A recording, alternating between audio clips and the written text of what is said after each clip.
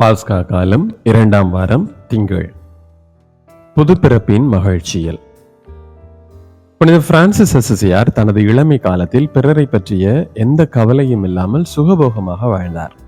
அவருடைய தந்தை அவரை சமுதாயத்தில் மிகவும் மரியாதையுள்ள மனிதராக மாற்ற வேண்டும் என்று அவரை ஓர் போர் வீரராக மாற்ற முயன்றார். அவருக்கென்று விலையுயர்ந்த குதிரை ஒன்றை வாங்கி குதிரையேற்றம் பழக்கி அவரை போருக்கு தயார் செய்கின்றார். பெருஜியா போர் வருகின்றது. அந்த போரில் போரிடச் சென்று தோல்வியை தழுவி திரும்புகிறார் புனித பிரான்சிஸ் அசிசியார். தோல்வியுற்று வரும்போது ஓரிடத்தில் தங்கி இருக்கிறார். அந்நேரத்தில் அவருக்கு ஆண்டவரின் வார்த்தை கேட்கின்றது. பிரான்சிஸ், நீ யாருக்கு ஊழியம் செய்ய விரும்புகிறாய்? எஜமானனுக்கா ஊழியனுக்கா? இந்த வார்த்தைகள் அவருக்குள் ஒரு புதிய மனிதனை பிறக்கச் செய்கின்றது. திருச்சபையில் மிகப்பெரிய மறுமலர்ச்சியை கொண்டு வந்த புனிதராக புனித பிரான்சிஸ் அசிசியார் மாறுகின்றார். கிறிஸ்தவர்களை அழித்தொழித்துக் கொண்டிருந்த சவுல் தமஸ்குவுக்கு கிறிஸ்தவர்களை தேடிச் சென்ற வழியில் கிறிஸ்து அவரை ஒளி வடிவில் தடுத்தாட்கொள்கின்றார். அன்று சவுல் என்கின்ற ஒரு கொடிய கிறிஸ்தவர்களை அழித்தொழிக்கின்ற மனிதன் பவுல் என்னும் கிறிஸ்தவத்தின் மிகப்பெரிய தூணாக மாறுகின்றார். கிறிஸ்தவத்தை பரப்ப மிகப்பெரிய கருவியாக மாறுகின்றார். இதனை திருத்தூதர்கள் பணிகள் 9வது அதிகாரத்தில் வாசிக்கின்றோம். மேலும் லூக்கா நற்செய்தியில் 19வது அதிகாரத்தில் சக்கேயுவின் மனமாற்ற நிகழ்வை நாம் பார்க்கின்றோம்.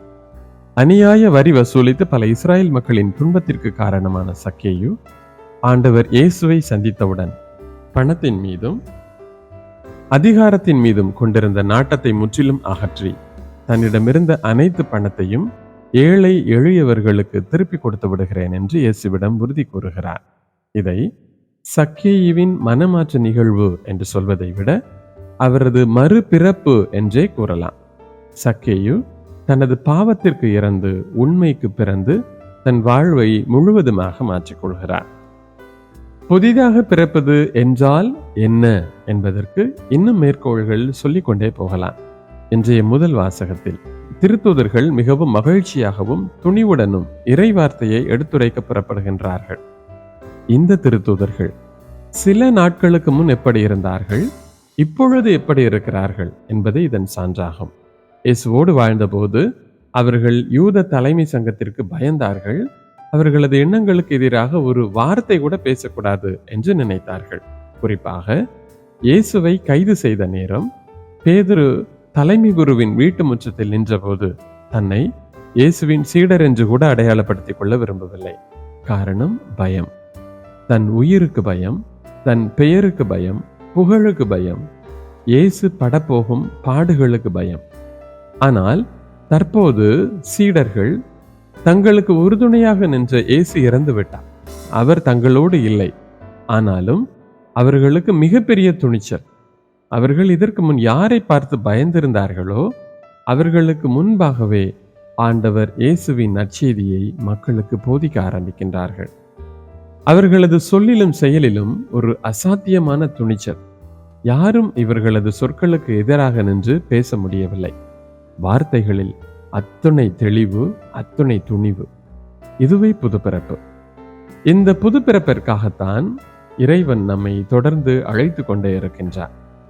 அன்பார்ந்தவர்களே, உண்மையில் நாம் ஒவ்வொரு நாளும் புதிதாக பிறந்து கொண்டேதான் இருக்கின்றோம். நேற்று இருந்த மனிதன் இன்று இல்லை, இன்று இருக்கும் மனிதன் நாளை இல்லை. அதாவது ஒவ்வொரு நாளும் மனிதர்களின் இயல்பு மாறிக்கொண்டே இருக்கின்றது. மனிதன் ஒவ்வொரு நொடி பொழுதும் தனது பழைய இயல்புக்கு இருந்து புதிய இயல்பிற்கு பிறந்து கொண்டே இருக்கின்றான். இதையே நாம் நம் ஆளுமை வளர்ச்சி என்கின்றோம். ஒவ்வொரு நாளும் ஒரு குறிப்பிட்ட சூழ்நிலைக்குள் மனிதன் நுழைகின்றான். அந்த சூழ்நிலை மனிதனுக்கு புதிய சிந்தனையை கொடுக்கின்றது, புதிய அணுகுமுறையை கொடுக்கின்றது. அதன் மூலம் புதிய செயல்பாடுகளுடைய மனிதனாக அவன் மாறிவிடுகின்றான். இதையே ஆண்டவர் நாம் புதிதாக பிறக்க வேண்டும் என்று கூறுகின்றார். நாம் அனைவரும் ஒவ்வொரு நாளும் புதிதாக பிறந்து கொண்டேதான் இருக்கின்றோம். நமது புது பிறப்பு சாதாரணமானதாக அல்ல, மாறாக ஆவியிலும் உண்மையிலும் இருக்க வேண்டும் என்பதே நம் இறைவனின் அழைப்பாக இருக்கின்றது. இதுவே நம் ஆவலாகவும் இருக்கின்றது. ஆவியிலும் உண்மையிலும் உள்ள புது பிறப்பு எப்படி இருக்க வேண்டும் என்று நான் உங்களுக்கு ஒரு புதிய தியான முறையை சொல்லிக் கொடுக்க விரும்புகின்றேன். சிறிது நேரம் அமைதியாக இருந்து உங்கள் மன ஓட்டங்களை உற்று நோக்குங்கள். உங்களுக்கு வசதியாக இருக்கும் ஒரு நிலையில் அமர்ந்து கொள்ளுங்கள். மூச்சை ஆழமாக இழுத்து விடுங்கள். கொஞ்ச நேரம் ஆழமான மூச்சில் கவனம் செலுத்துங்கள். அதன் பின் உங்கள் எண்ணங்களில் உங்கள் கவனத்தை திருப்புங்கள். நீங்கள் என்னென்ன நினைத்து கொண்டிருக்கின்றீர்கள் என்று சற்று கவனித்து பாருங்கள். ஒரு நிமிட நேரத்திற்குள் என்னென்ன சிந்தனைகள் உங்கள் மனதில் ஓடிக்கொண்டிருக்கின்றன என்பதை உற்று நோக்கி கவனியுங்கள். நமது சிந்தனைகள் ஒன்றிலிருந்து இன்னொன்றிற்கு தாவி தாவி மிகவும் வேகமாக ஓடிக்கொண்டே இருப்பதை நம்மால் பார்க்க முடியும். ஆனால் நாம் எப்போது அதை உற்று நோக்க ஆரம்பிக்கின்றோமோ அப்போது அதன் வேகம் குறைய ஆரம்பிக்கின்றது. ஒரு எண்ணத்திலிருந்து மற்றொரு எண்ணத்திற்கு தாவும் வீதம் குறைய ஆரம்பிக்கின்றது. இடையில் பராக்குகள் வந்து தாவும் எண்ணத்தோடு நாம் நம் எண்ணங்களை கவனித்துக் கொண்டிருக்கின்றோம் என்பதை மறந்து போகலாம். எண்ணங்களை கவனிக்கின்றோம் என்ற விழிப்புணர்வுக்கு மீண்டும் திரும்பி வருவோம். எண்ணங்களை கவனிப்பதை தொடர்வோம். தொடர்ந்து நாம் நம் எண்ணங்களை கவனித்துக் கொண்டே இருந்தால் அதன் வேகம் கொஞ்சம் கொஞ்சமாக குறைந்து ஒரு குறிப்பிட்ட நேரத்தில் அதன் ஓட்டங்கள் முற்றிலுமாக நின்று விடுகின்றது. மனதின் அமைதியான இந்த நிலைக்கு நாம் வர வேண்டும். இவ்வாறு நாம் நம்மை தொடர்ந்து உற்று நோக்கி கொண்டே இருக்கின்றோம் என்றால் நம் செயல்பாடுகள் நம் கட்டுப்பாட்டிற்குள் இருக்கும். நம்மை பற்றியும் நம் செயல்பாடுகளை பற்றியும் தெளிவான புரிதல்களை நாம் பெற்றிருப்போம்.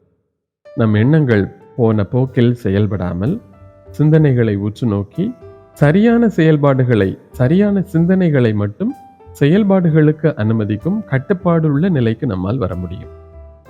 மனிதர்களின் சிந்தனைகள் அவர்களது சூழ்நிலைகளை பொறுத்து அமைகின்றன. ஒரு இளைஞன் தற்கொலை செய்து கொள்ள வேண்டும் என முடிவெடுத்து ஒரு ரயில் தண்டவாளத்தில் தலையை வைத்து படுத்திருக்கிறான். ரயில் வந்து அவன் தலை மீது ஏறி செல்ல வேண்டும் என்பது அவனது எதிர்பார்ப்பு. அந்த நேரத்தில் அங்கு வந்த ஒரு மனிதர் அவனை அந்த தண்டவாளத்திலிருந்து காப்பாற்றுகிறார். பார்ப்பதற்கு மிகவும் கரிய நேரத்தில் காணப்பட்ட அவருக்கு ஒரு காலும் கையும் ஊனம். அவர் கூறுகின்றார், இதோ பார், இந்த உலகத்தில் யாராலும் விரும்பப்படாத ஒரு கரிய அசிங்கமான தோற்றத்தையும் யாருக்குமே உதவ முடியாத நிலையில் கைகால்கள் முடமான நிலையிலும் நான் வாழ்வதை நீ ஏன் ஒரு எடுத்துக்காட்டாக எடுத்துக்கொள்ளக்கூடாது? நானே இந்த உலகில் வாழுகிறேன் என்றால் அழகான நீ ஏன் இந்த உலகில் வாழ முடியாது? எனவே இந்த உலகத்தில் அனைவருக்கும் இடம் இருக்கின்றது. உயிரை மாய்த்து கொள்வது கோழைகளின் வேலை என்று அவனுக்கு அறிவுரை கூறுகின்றார். அதன் பின் அந்த இளைஞன் அவரிடம் ஏன் அவன் தற்கொலை செய்து கொள்ள வந்தான் என்று கேட்கிறார். அதற்கு அந்த இளைஞன் தான் விரும்பிய பெண் தான் அழகில்லை என்பதற்காக தன்னை வெறுத்துவிட்டு வேறு திருமணம் செய்து கொண்டாள். எனவே அழகில்லாத தன்னை விரும்பாத இந்த உலகத்தில் தான் வாழ்வது மிகவும் கடினம் என்று சொல்லி தற்கொலை செய்ய வந்ததாக அவன் கூறுகின்றான். இவ்வளவு அழகான நீயா உன்னை யாரும் விரும்பவில்லை என்று கூறி தற்கொலை செய்ய வந்தாய் என்று கூறி அந்த மனிதன் அவனை சமாதானம் சொல்லி அனுப்பி வைக்கின்றார். இப்பொழுது அந்த மனிதனின் அறிவுரையை கேட்டு அந்த இளைஞன் வீடு திரும்பிவிட்டான். மறுநாள் தான் தற்கொலை செய்ய வந்த அதே இடத்தில் ஒரு மனிதன் இறந்து கிடப்பதாக தகவல் அறிந்து அந்த இடத்திற்கு சென்று பார்க்கின்றான். அங்கு தனக்கு அறிவுரை கூறிய அந்த மனிதர் இறந்து கிடப்பதை பார்க்கின்றான்.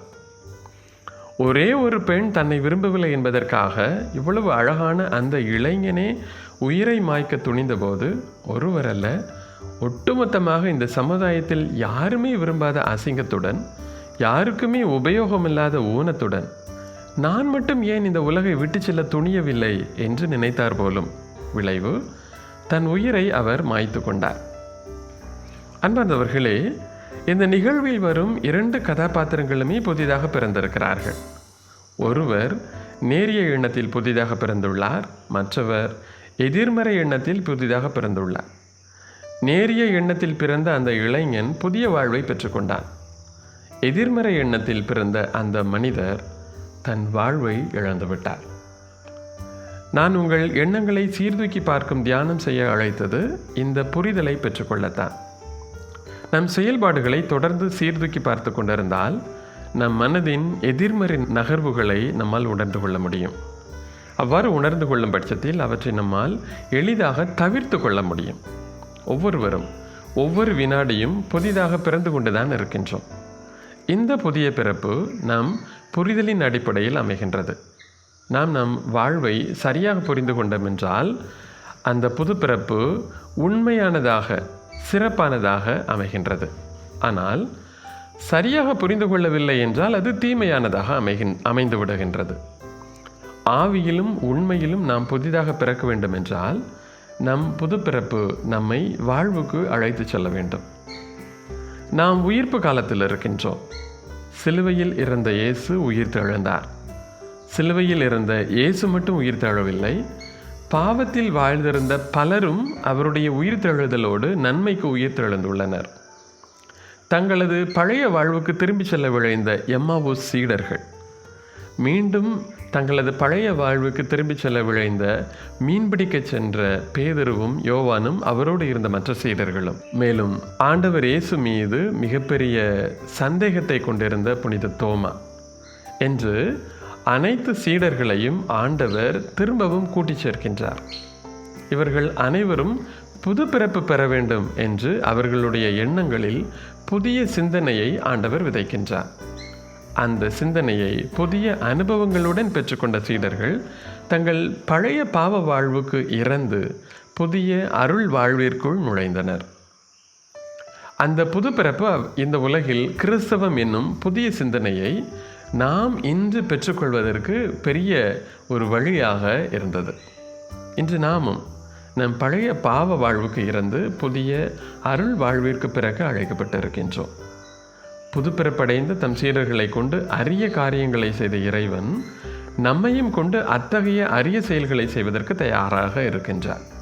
அந்த அரிய செயல்களை நாம் நமது புது பிறப்பினால் தான் செய்ய முடியும். எனவே நம் சிந்தனைகளை நாம் மாற்றிக்கொள்ள வேண்டும். ஒரு புதிய பிரான்சிஸ் அசிசியாராக, புதிய பவுல் அடிகளாராக, புதிய சக்கேயுவாக, மனம் மாறிய சீடர்களாக, ஆண்டவர் இறப்பில் மனம் மாறிய கள்வனாக, இயேசுவின் விழாவில் ஈட்டியால் குத்திய போது குணமடைந்து மனம் மாறிய படை வீரனாக நாமும் புது பிறப்படைய முயற்சி செய்து இறைவனிடம் மன்றாடுவோம். இறைவன் நமக்கு புது பிறப்பளித்து, புது வாழ்வளித்து, புதிய முயற்சிகளையும் புதிய வாய்ப்புகளையும் தந்து நம்மை தன் சீடர்களாக மாற்றுவாராக. ஆமென்.